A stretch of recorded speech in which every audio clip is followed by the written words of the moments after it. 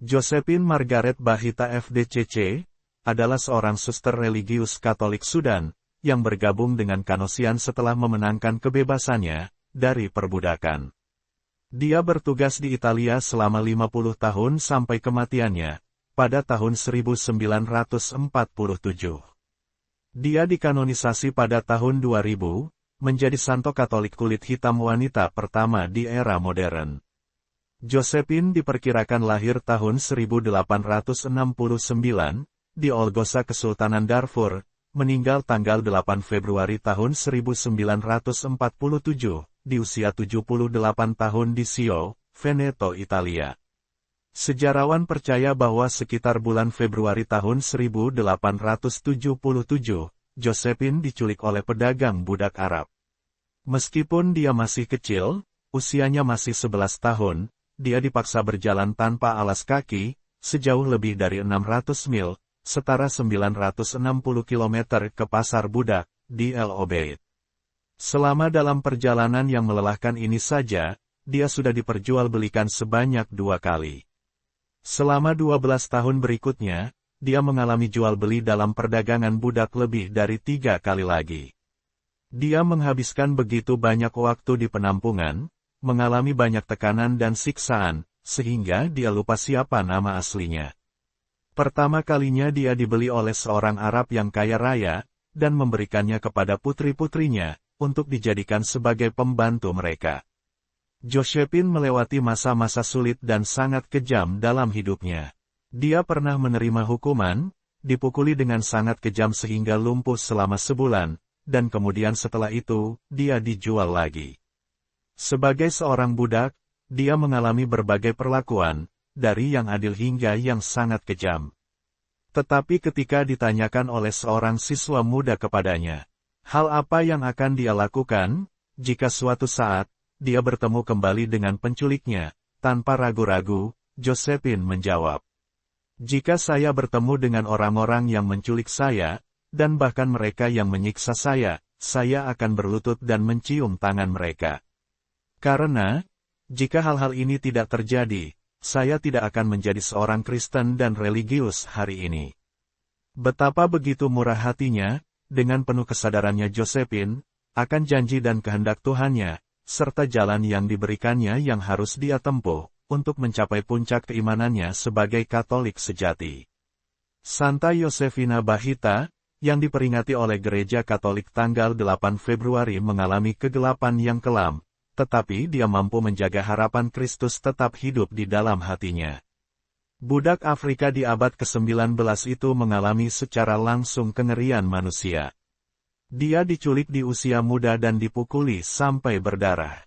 Hidupnya sulit, tapi kemudian, saat bertemu agama Kristen, dia dapat memiliki harapan besar yang dapat mengatasi penderitaan yang dia alami. Paus Benediktus ke-16 menyoroti teladannya dalam ensikliknya tentang harapan, Spe Salvi, yang artinya dalam harapan kita diselamatkan, menceritakan bagaimana perempuan itu mengenal harapan yang ditemukan dalam Yesus. Perjalanan Santo Josephine Bahita dari kehidupan penderitaan yang mendalam menjadi kesucian, adalah bukti ketahanan dan iman yang luar biasa. Santa Josephine Margaret Bahita dihormati di Gereja Katolik Roma, Komuni Anglikan. Santa dibeatifikasi pada tanggal 17 Mei tahun 1992, di Basilika Santo Petrus oleh Paus Yohanes Paulus II, dan dikanonisasi pada tanggal 1 Oktober tahun 2000, di Basilika Santo Petrus oleh Paus Yohanes Paulus II, pestanya dirayakan pada setiap tanggal 8 Februari. Santa Josephine dijadikan pelindung gereja Katolik di Sudan dan di Sudan Selatan. Josephine diperkirakan lahir sekitar tahun 1869 di Darfur, sekarang disebut Sudan Barat, di desa Olgosa, sebelah barat Nyala dan dekat dengan Gunung Aguilera. Meskipun dia lupa siapa nama dirinya, karena trauma akan tekanan dan siksaan yang dia terima. Ayahnya adalah saudara laki-laki dari kepala suku setempat, orang yang dihormati dan hidup mereka cukup makmur. Josephine kecil dikelilingi oleh keluarga penuh kasih, yang terdiri dari 3 saudara laki-laki dan 3 saudara perempuan, seperti yang dia katakan dalam autobiografinya. Saya menjalani kehidupan yang sangat bahagia dan riang, tanpa mengetahui apa itu penderitaan. Dia bersama ketiga saudara laki-laki dan 3 saudara perempuannya menjalani kehidupan yang bahagia dan riang.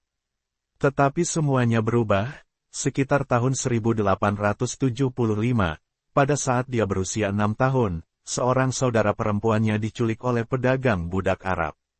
Kebahagiaan kini berubah menjadi kesedihan dan ketakutan, dan benar saja ketakutan itu datang lagi. 2 tahun kemudian, dia juga menjadi korban penculikan mereka. Pada tahun 1877, di usianya yang ke-8 tahun, saat dia sedang bermain bersama temannya, datanglah 2 orang pedagang budak yang menyamar sebagai pengembara, menculiknya. Mereka menculik gadis kecil itu dan membawanya untuk dijual sebagai budak belian. Para penculik membawanya berjalan jauh hingga 960 km ke El Obeid, tanpa alas kaki, hingga kaki anak itu terluka parah. Rasa takut yang mencekam, ditambah penderitaan-penderitaan yang dialaminya, menyebabkan terhapusnya sebagian ingatannya. Ia bahkan lupa akan namanya sendiri. Ketika para penculik memaksanya menyebutkan namanya, ia lupa dan tak dapat mengatakannya. Akhirnya, para penculik memberinya nama, Bahita, yang berarti, beruntung. Bahita diperjualbelikan berulang kali di pasar-pasar El Obeid dan Khartoum. Ia mengalami penghinaan dan penderitaan akibat perbudakan, baik secara fisik maupun secara mental. Dia juga dipaksa untuk masuk Islam. Josephine diculik oleh pedagang budak Arab, lalu dia dijual di pasar budak El Obeid dan Khartoum, Afrika Utara, dari tahun 1877 hingga 1889, atau selama 12 tahun, mengalami dijual belikan sebagai budak belian, hingga 5 kali. Pada tahun 1877, ketika dia berusia 8 tahun, Josephine Bakita diculik oleh pedagang budak dari Arab, yang telah menculik saudara perempuannya 2 tahun sebelumnya. Dia dipaksa berjalan tanpa alas kaki sejauh 960 km ke El Obeid, sehingga kakinya luka parah. Dalam perjalanan itu saja, dia sudah mengalami transaksi perdagangan manusia. Dia diperjualbelikan sebanyak 2 kali, sebelum dia tiba di El Obeid. Selama 12 tahun, yakni dari tahun 1877 hingga tahun 1889, dia dijual sebanyak 3 kali lagi, total dia mengalami 5 kali diperdagangkan sebagai budak belian. Disinilah awal dari penderitaan seorang Josephine. Dia mengalami penderitaan yang luar biasa sebagai seorang budak belian, apalagi di usianya yang masih begitu muda, dia menjadi korban perdagangan manusia yang kejam pada saat itu. Dia tak pernah mendapatkan makanan yang cukup dan layak, ia tidur tanpa alas apapun, ia digabungkan dengan budak-budak lainnya, dan harus berjalan jauh melewati hutan, bukit, dan lembah, sampai tiba di pasar-pasar tempat mereka akan diperdagangkan. Di El Obeid, Josephine dibeli oleh seorang Arab yang kaya, ia menjadikannya sebagai pelayan untuk kedua putrinya, mereka memperlakukannya dengan relatif baik. Namun suatu hari, ketika Josephine secara tidak sengaja melakukan kesalahan, yang menyebabkan anak laki-laki majikannya menjadi sangat marah, dia menjambak rambutnya, menariknya keluar dari tempat istirahatnya. Kemudian dia menyiksanya dengan cambukan dan tendangan bertubi-tubi, sampai Bahita tak dapat berjalan lagi dan meninggalkannya dalam keadaan sekarat. Ia tergeletak di tanah dalam keadaan hampir mati. Ia harus diangkat oleh para budak lainnya dan dibaringkan di atas tikar jerami. Selama hampir 1 bulan, Josephine tergeletak tak berdaya di tempat tidur jerami, tak ada yang memperdulikannya apalagi merawatnya. Sungguh penderitaan yang amat mendalam dialami oleh gadis cilik itu. Karena dianggap tidak dapat menguntungkan lagi, maka Josephine pun dijual kembali kepada orang lain. Kali ini Josephine dijual kepada seorang jenderal Turki, yang tinggal di Kordofan. Dia harus melayani ibu mertuanya dan istrinya, yang ternyata lebih kejam terhadap semua budak-budak mereka. Josephine mengatakan, selama bertahun-tahun dia tinggal di rumah itu, tidak ada hari yang berlalu tanpa luka atau memar lainnya. Ketika luka dari cambuk mulai sembuh, pukulan dan luka baru lagi datang menimpanya. Setiap hari nyonyanya menghukumnya dengan lecutan cambuk dan pukulan-pukulan yang sangat menyakitkan. Pada usia 13 tahun, Josephine mengatakan, dia mengalami suatu bentuk penyiksaan yang mengerikan. Dia mengatakan bahwa yang paling menakutkan dari semua ingatannya di sana, adalah ketika dia bersama dengan budak lain, ditandai dengan proses yang menyerupai skarifikasi dan tato, yang merupakan praktik tato tradisional berasal dari Sudan. Saat itu seorang wanita yang ahli dalam seni tato datang ke rumah jenderal, dan nyonya kami berdiri di belakang kami dengan cemeti di tangan. Wanita itu membawa sepiring tepung putih, sepiring garam, dan sebuah pisau cukur. Ketika dia selesai membuat gambar-gambar, wanita itu mengambil pisau cukur dan menorehkannya di sepanjang garis-garis gambar, lalu menaburkan garam di setiap luka, kecuali wajah saya. Ada banyak gambar dilukis di payudara saya, dan lebih dari 60 gambar di perut dan tangan saya. Totalnya ada sebanyak 114 pola rumit dipotong di payudara, perut, dan lengan kanannya, yang berbekas tidak pernah bisa hilang. Saya pikir saya akan segera mati, terutama ketika garam ditaburkan ke dalam luka-luka saya. Hanya karena mujizat Tuhanlah, maka saya tidak mati, karena Dia mempersiapkan saya untuk hal-hal yang lebih baik, ucap Josephine. Akibat dari siksaan yang mengerikan itu, kembali membuat Josephine mengalami kesakitan yang luar biasa. Ia terbaring lagi selama 1 bulan, hingga luka-lukanya mulai mengering.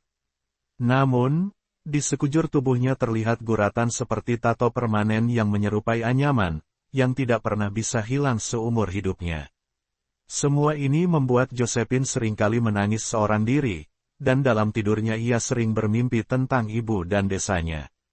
Dalam penderitaannya ini, Josephine berkenalan dengan seorang gadis muda, yang kira-kira seusia dengannya, mereka akhirnya menjadi sahabat dekat. Suatu hari, mereka mencoba melarikan diri, namun sayang usaha itu tidak berhasil, dan mereka tertangkap kembali oleh para pedagang budak itu lagi. Pada akhir tahun 1882, El Obeid berada di bawah ancaman serangan revolusioner Mahdis. Jenderal Turki mulai membuat persiapan untuk kembali ke tanah airnya, dan menjual kembali budak-budaknya. Pada tahun 1883, di usianya yang ke-14 tahun, Josephine dibeli oleh wakil konsul Italia yang bernama Callisto Legnani di Khartoum. Di sana dia diperlakukan sangat baik, dia tidak lagi menerima pukulan atau hukuman lainnya. Josephine senang tinggal bersama keluarga ini. Dia merasakan kebahagiaan dan kedamaian. Pada tahun 1885,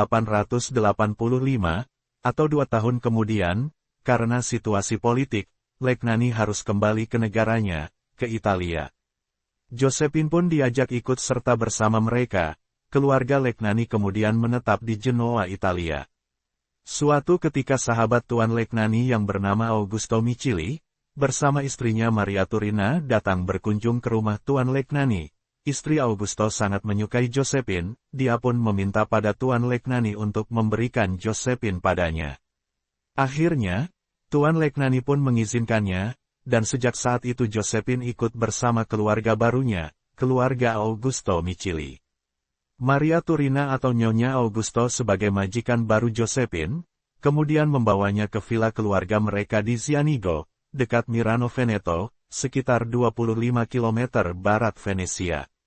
Dia tinggal di sana selama 3 tahun, menjadi pengasuh putri Micili, yang bernama Elis, biasa dipanggil Mimina, yang lahir pada Februari tahun 1886.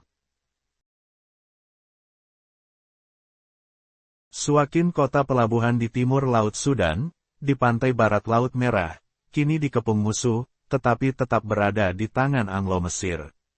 Augusto Micili mengakuisisi sebuah hotel besar di sana, dan memutuskan untuk menjual propertinya di Italia dan memindahkan keluarganya, untuk menetap di Sudan.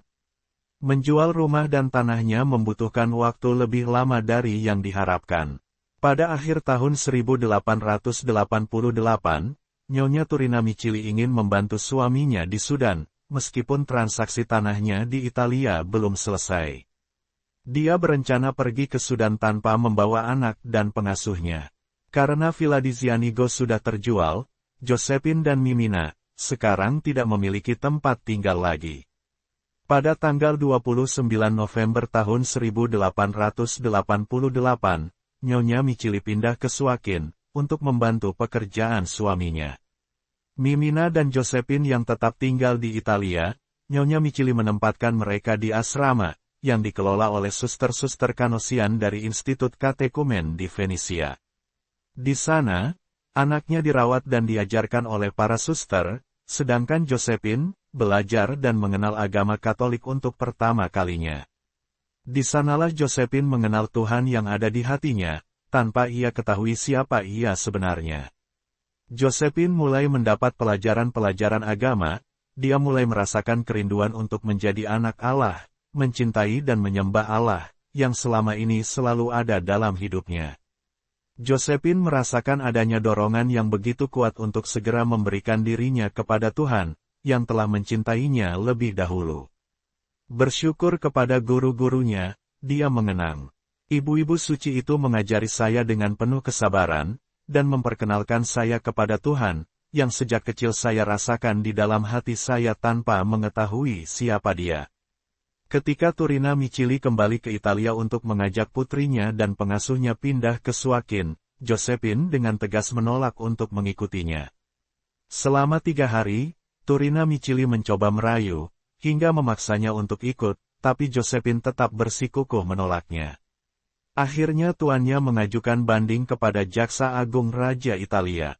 Pada tanggal 29 November tahun 1889, pengadilan Italia memutuskan bahwa, karena Inggris telah melarang perbudakan di Sudan sebelum kelahiran Josephine, dan karena hukum Italia tidak pernah mengakui legalitas perbudakan, maka secara hukum Josephine tidak legal menjadi budak. Untuk pertama kalinya dalam hidupnya, Josephine menemukan dirinya, sekarang dia bisa mengendalikan nasibnya sendiri, dan dia memilih untuk tetap bersama Kanosians. Pada akhirnya Josephine pun berpisah dengan Mimina yang begitu sangat dikasihinya, dia melanjutkan hidupnya bersama suster-suster Kanosians. Pada tanggal 9 Januari tahun 1890, Josephine dibaptis dengan nama Josephine Margaret Fortunata yang dalam bahasa Arabnya adalah Bahita.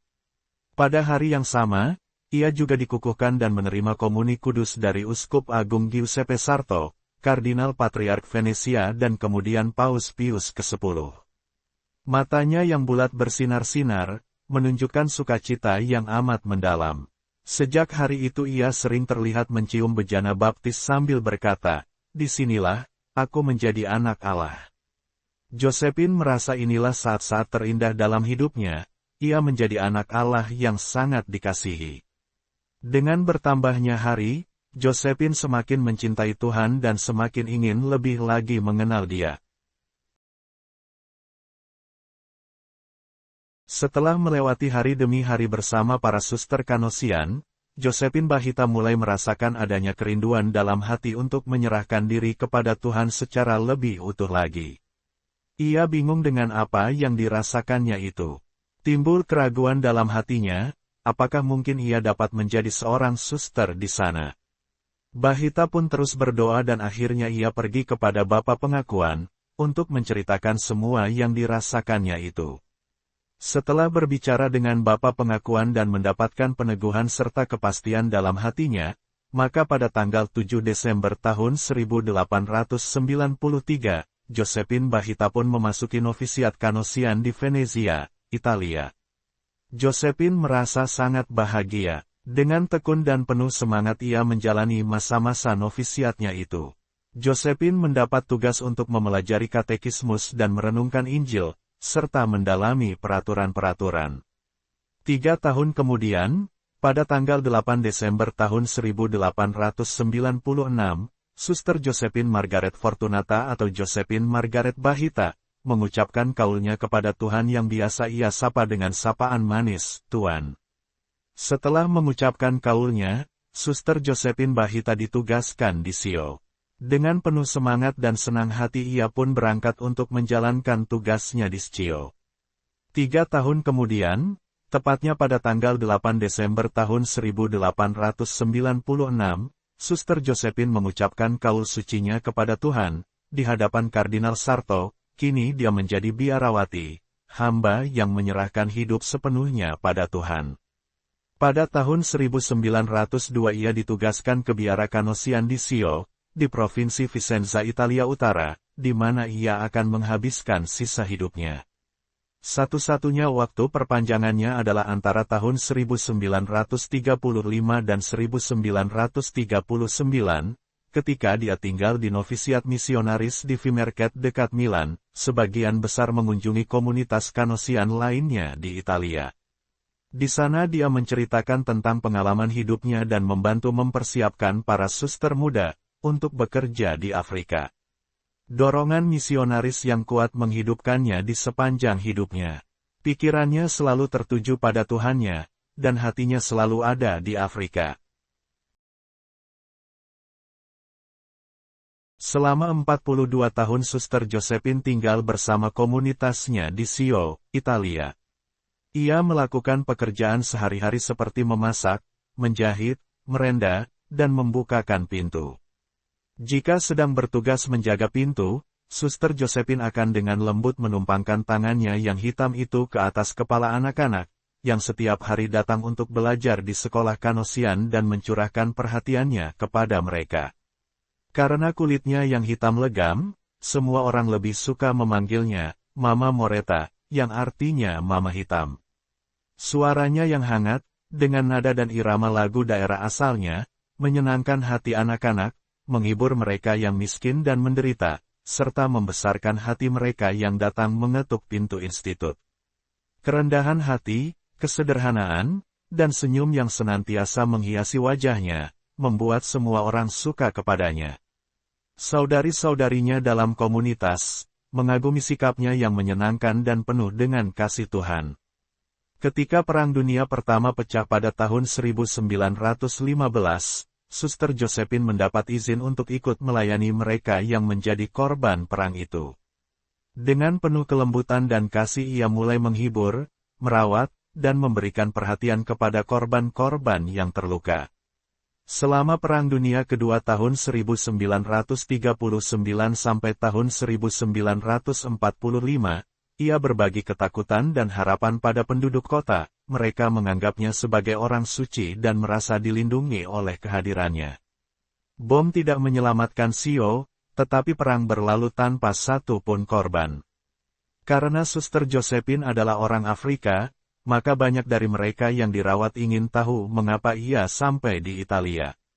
Suster Josephine pun dengan penuh semangat menceritakan kisah pengalaman pahit hidupnya dan kebaikan Tuhan yang ia terima kepada mereka. Kisah hidupnya yang istimewa menarik minat banyak orang. Mereka sangat tertarik dan semakin kagum akan kebesaran Tuhan.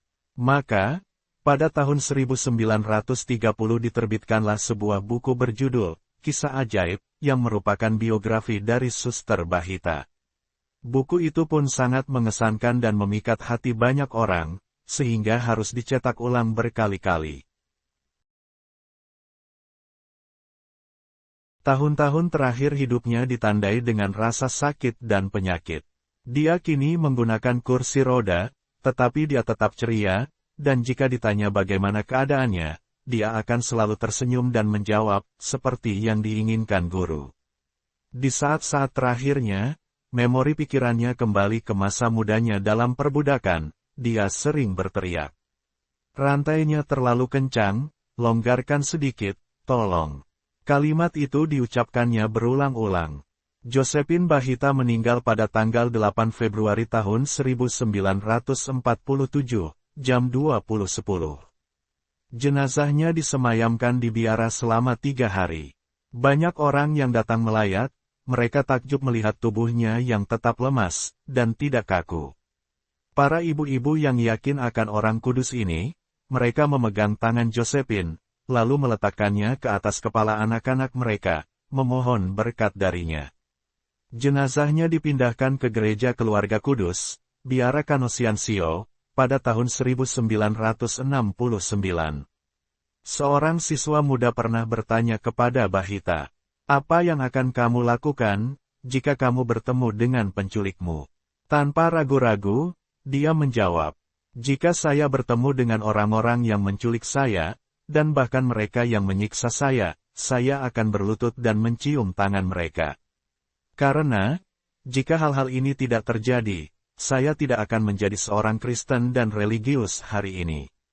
Proses kanonisasi dimulai oleh Paus Yohanes ke-23, pada tahun 1959, 12 tahun setelah kematiannya. Pada tanggal 1 Desember tahun 1978, Paus Yohanes Paulus II menyatakan Josephine Venerable, atau Yang Mulia, langkah awal menuju kanonisasi. Pada tanggal 17 Mei tahun 1992, ia dibeatifikasi atau menerima gelar kehormatan sebagai beata, dan ditetapkan tanggal 8 Februari sebagai hari rayanya. Pada tanggal 1 Oktober tahun 2000, ia dikanonisasi sebagai Santa Josephine Margaret Bahita, oleh Paus Paulus II.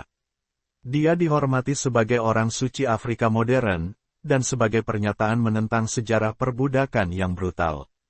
Dia dianggap sebagai santo pelindung negara itu dan gereja Katolik di Sudan.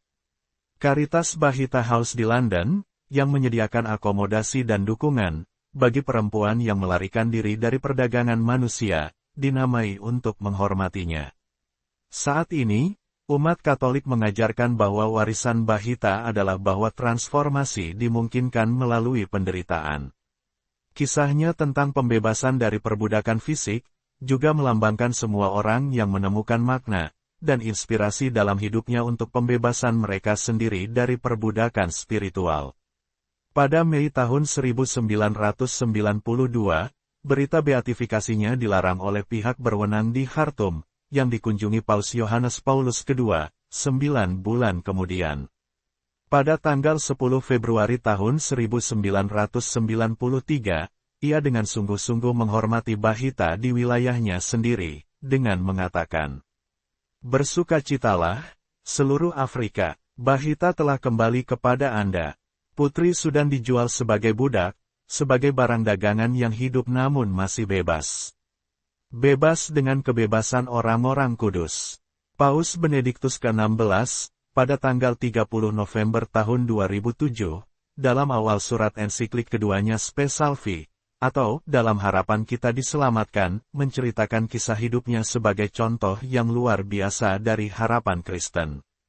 Pada tahun 2023, pematung Kanada Timothy Smalls, membuat patung yang berfokus pada perdagangan manusianya, berjudul, Let the Oppressed Go Free.